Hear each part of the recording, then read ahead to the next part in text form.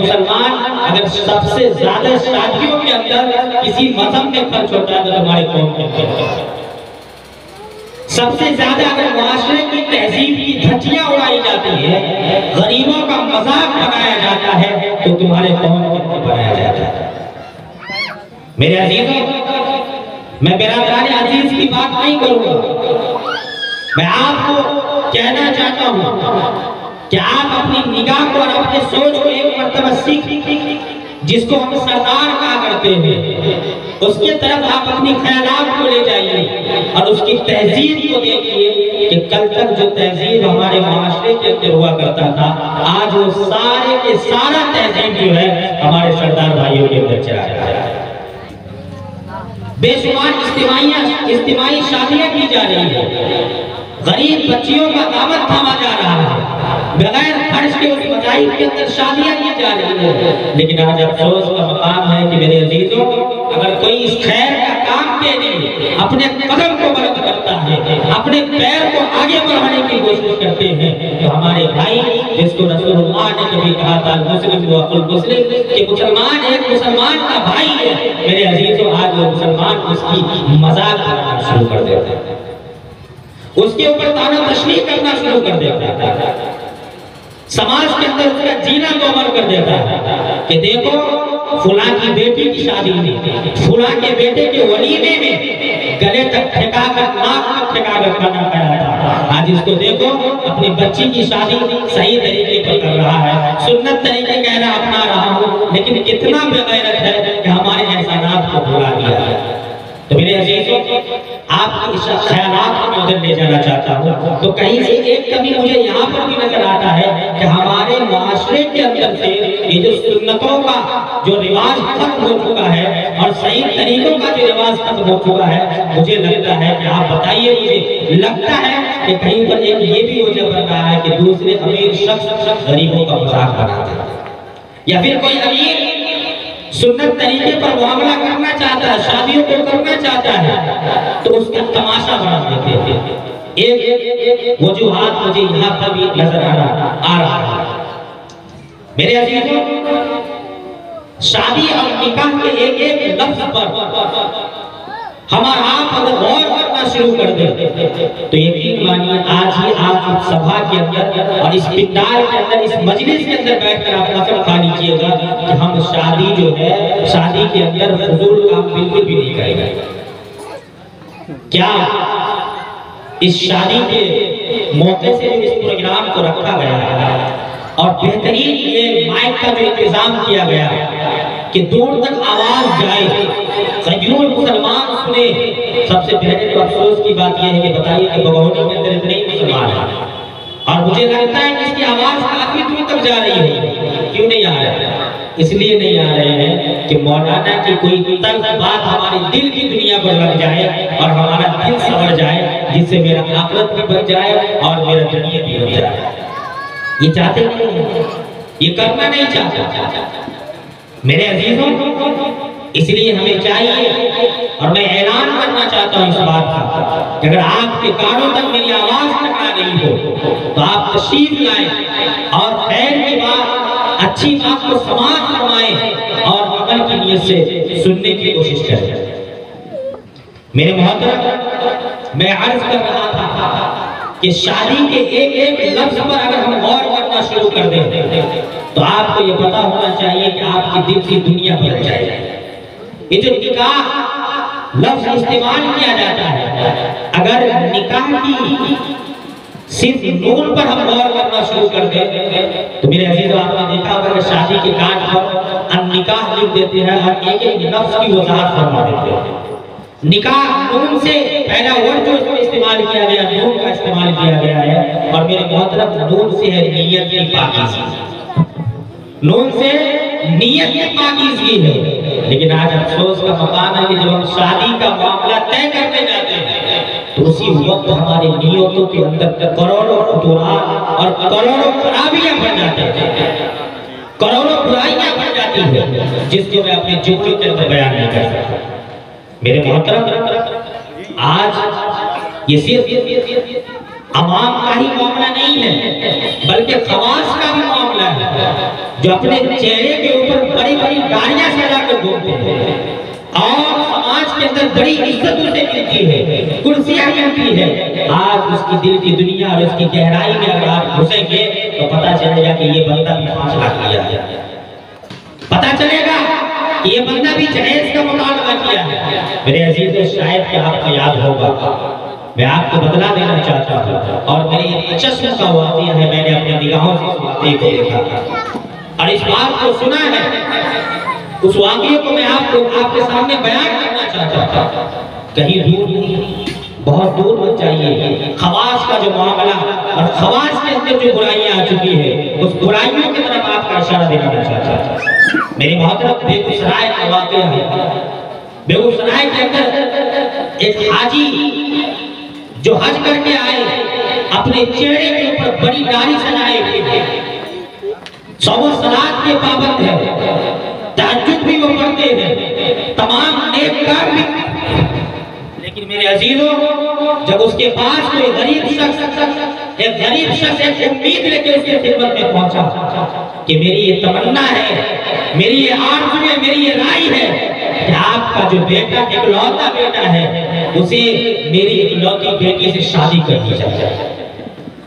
میری دخترے نیک جو ہمارے گھر کے اندر پل رہی ہے، اس سے شادی کر دی جائے۔ میرے عزیزو، حاجی صاحب کی بات پر قربان جائیے اور اپنی من کی دنیا کو سنوارنا شروع کیجیے۔ وہ حاجی صاحب کہتے ہیں کہ ہاں کیوں نہیں، بالکل شادی ہو جائے گی، آپ کے بیٹے سے میری بیٹی کی،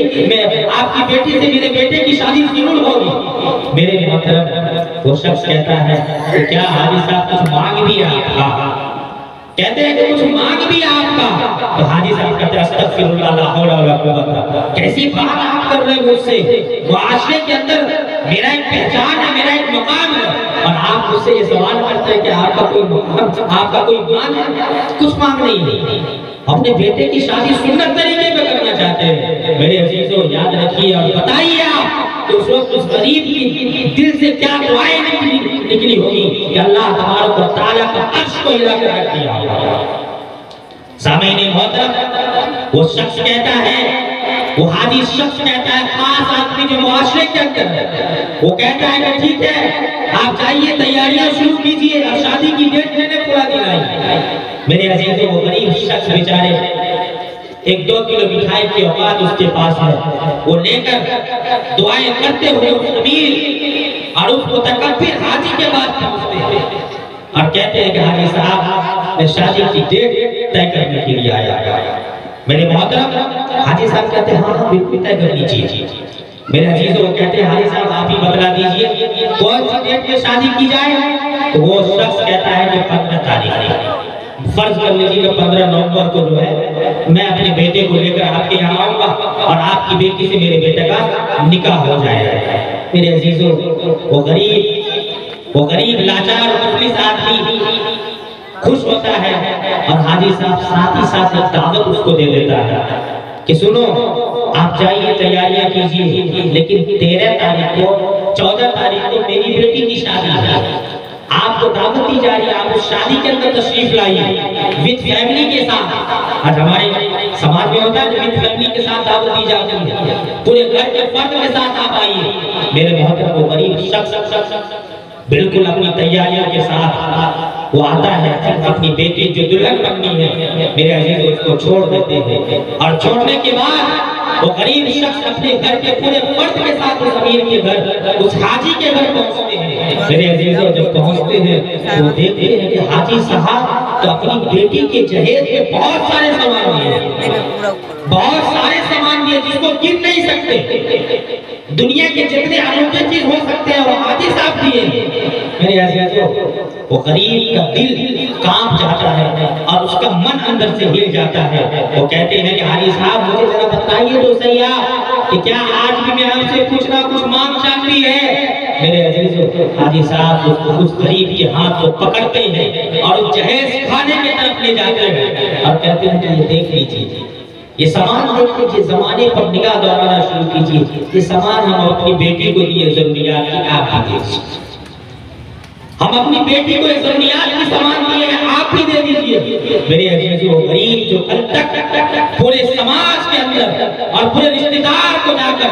دعوت دے دیے ہیں، آپ بتائیے اس کے ساتھ کیا کیفیت اس کی ہوگی؟ اس کے پاس 1 روپے نہیں ہے، وہ انتظام کیسے کر سکتے ہیں؟ اس حاجی کی بات اس کی دل کی دنیا کو بدل دیا، اس کے دل کو ہلا دیا، آنکھ سے آنسو جاری ہو گئے۔ میرے عزیزو، وہ شخص کہتے ہیں، وہ غریب کہتے ہیں کہ حاجی صاحب میں بہت مفلس آدمی ہوں، غریب آدمی ہوں، اتنا جہیز میں آپ کو کہاں سے لا کے دوں گا، اس لیے حاجی صاحب میرے اوپر کچھ رحم کر دیا جائے، میرے اوپر کچھ رحم کر دیا جائے۔ میرے عزیزو، وہ حاجی کہتے ہیں کہ کیسی بات آپ کر رہے ہیں، آپ زمانے کو نہیں دیکھتے، آپ کا خیال کہاں چلا گیا ہے؟ آپ ایک نگاہ زمانے کے اوپر نہیں دوڑا رہے ہیں، آپ اپنی خیالات کو زمانے پر دوڑانا شروع کیجئے، اس کے بعد میرے شادی کی بات کیجئے۔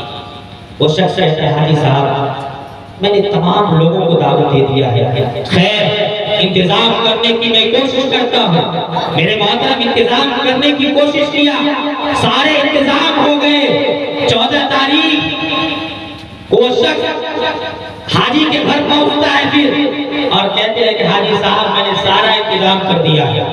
جہیز کے سارے معاملات ہو گئے ہیں، لیکن 2 سامان ہم سے نہیں ہو رہا ہے، اور آج ایسا ہیجا کا بیماری، بلکہ یہ سمجھ لیجیے لقوا کا بیماری اس سماج کے اندر گھسا ہے کہ بیماری مجھے لگتا ہے کہ قیامت تک ختم نہیں ہوگا، یہ مولوی جتنے بیان کر لیں، یہ دیندار لوگ جتنے گلا پھاڑ کر بول لیں، لیکن یہ سماج کے لوگ سدھرنے والے نہیں ہیں۔ میرے محترم، وہ امیر پوچھتا ہے، حاجی پوچھتا ہے کہ بتائیے کون سا سامان کا انتظام نہیں ہوا؟ میرے محترم، وہ غریب کہتے ہیں کہ ایک واشنگ مشین اور فریج کا انتظام نہیں ہوا، واشنگ مشین اور فریج کا انتظام نہیں ہوا ہے، اس لیے حاجی صاحب میں آپ سے وعدہ کرتا ہوں، جب آپ کا بیٹا نروز کرنے کے لیے، نروز ہوتا ہے جانتے ہیں نروز کرنے کے لیے جب آئے گا، تو جب وہ واپس ہمارے گھر سے جائے گا تو وہ فریج اور واشنگ مشین میں اس کو ساتھ لگا دے گا، 24 تاریخ یعنی 9 دن بعد۔ میرے عزیزو، وہ حاجی کہتا ہے کہ سنیے نا،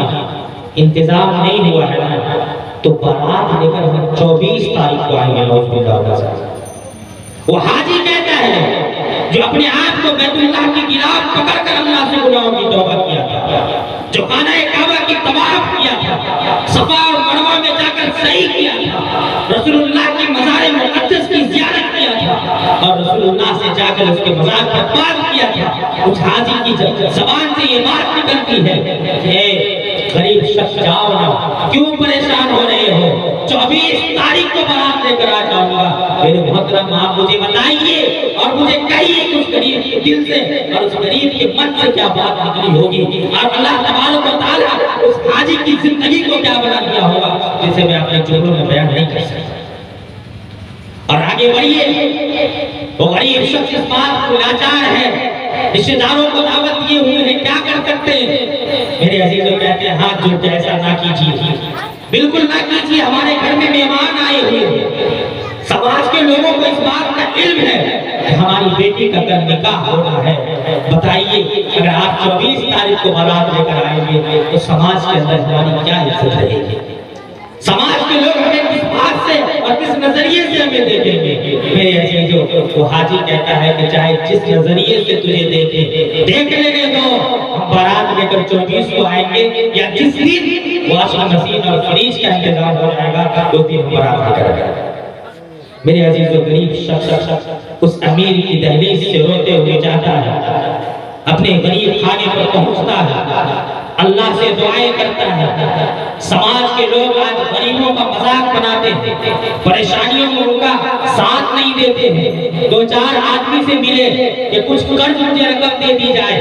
امیر آدمی کہتے ہیں، سماج کے لوگ کہتے ہیں تجھے کس بیس پر رقم دی جائے، تجھے کس بنا پر رقم دی جائے، تمہارے پاس تو کھانے کے لیے دانے نہیں ہے، تمہارے پاس رہنے کے لیے مکان نہیں ہے، تم بھاڑے کے مکان پر رہتے ہو، تمہارے معاشرے کے اندر کوئی عزت نہیں ہے، بتاؤ کہ کس بیس پر میں تجھے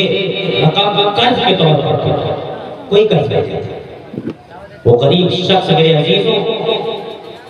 ایک غیر مسلم برادران وطن کے پاس، ہندو بھائی کے پاس پہنچتا ہے اور ان کو کہنا شروع کرتے ہیں، داستان بیان کرنا شروع کرتے ہیں۔ تو میرے بھائیوں، ہمارے ہندو بھائیوں کے سماج میں سود اور بیاج کا معاملہ چلتا ہے، ہمارے مسلمانوں میں بھی چلتا ہے، یہ بات کوئی ڈھکی چھپی نہیں ہے، یہ پورے سماج کے اندر یہ ہوا جو پھیل چکی ہے۔ میرے عزیزوں، وہ شخص کہتے ہیں کہ رام لال بابو مجھے آپ کچھ رقم دے دیجئے سودی پہ، میں آپ کا آہستہ آہستہ ادا کر دوں گا۔ ہاں میرے عزیزوں، وہ شخص قبول کر لیتے ہیں اور سودی پر پیسہ اٹھا کر اس فریج کو خریدتے ہیں، اس واشنگ مشین کو خریدتے ہیں جس میں تم اپنے کپڑے کو ڈال کر چمکا کر کے آج دنیا کو دکھا رہے ہو، آج لوگوں کو دکھا رہے ہو، ایٹیٹیوڈ میں چلتے ہو، عقل میں چلتے ہو، متکبر بن کر چلتے ہو۔ بتاؤ کہ کل قیامت کے دن رسول اللہ کی عدالت میں جب تمہاری ہاتھ کو پکڑ لیا جائے گا، رسول اللہ کے سامنے تمہاری گریبان کو تھم لیا جائے گا اور پکڑ لیا جائے گا، اس وقت تمہاری زبان سے کیا آواز نکلے گی؟ تم کیا کہو گے؟ رسول اللہ کو کیا جواب دو گے؟ رسول اللہ تم سے پوچھیں گے کہ کیا تم کو میں نے یہی تعلیمات دیا تھا؟ کیا میری نبوت میں تمہیں اسی چیز کا درس سکھایا تھا؟ میرے عزیز